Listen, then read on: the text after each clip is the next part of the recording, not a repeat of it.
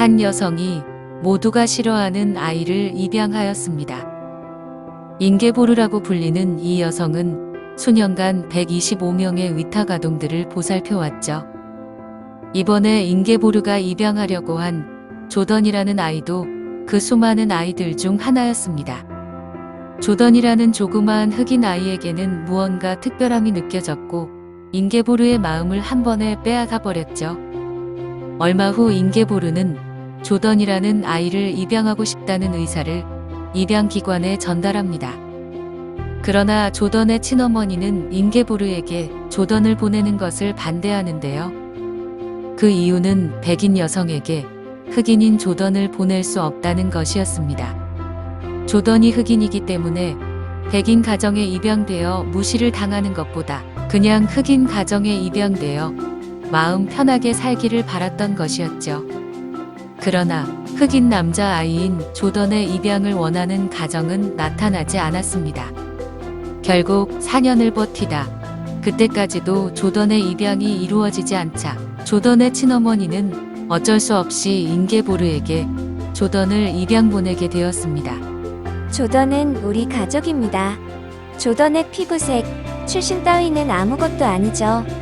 인게보르는 조던을 입양하게 된 것에 대해 기뻐하였습니다. 그렇게 인게보르와 조던은 엄마와 아들로서 오래도록 서로 아끼며 행복한 하루하루를 보냈습니다. 그러나 행복이 시작된 지 20년 뒤 모든 것이 무너져 내리는 일이 생겨났습니다.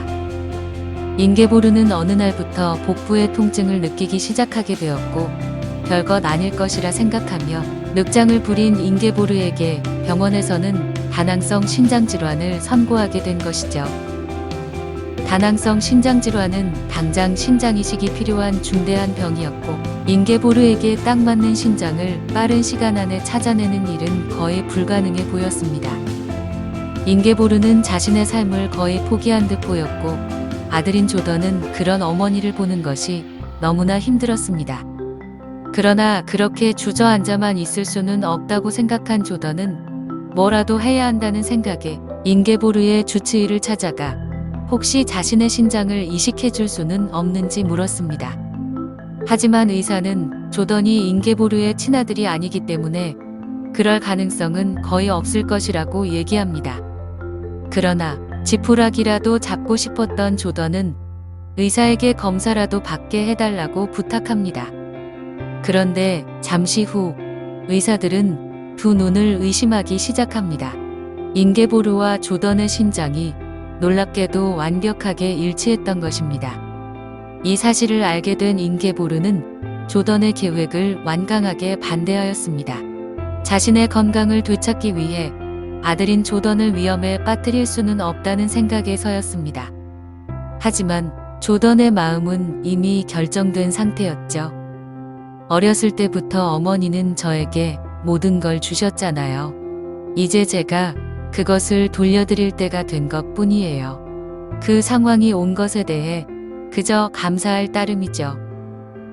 그렇게 아들의 신장을 이식받게 된 인게보르는 성공적인 수술로 건강을 되찾았고 조던 또한 잘 회복되었습니다. 그리고 둘은 여전히 엄마와 아들로서 행복한 삶을 살았답니다. 여러분은 따뜻한 사랑이 기적을 불러올 수 있다고 믿나요? 인게보르와 조던의 이야기를 통해서 우리가 배울 수 있는 점을 잘 생각해보고 여러분도 사랑이 넘치는 삶을 살 수 있도록 해보세요.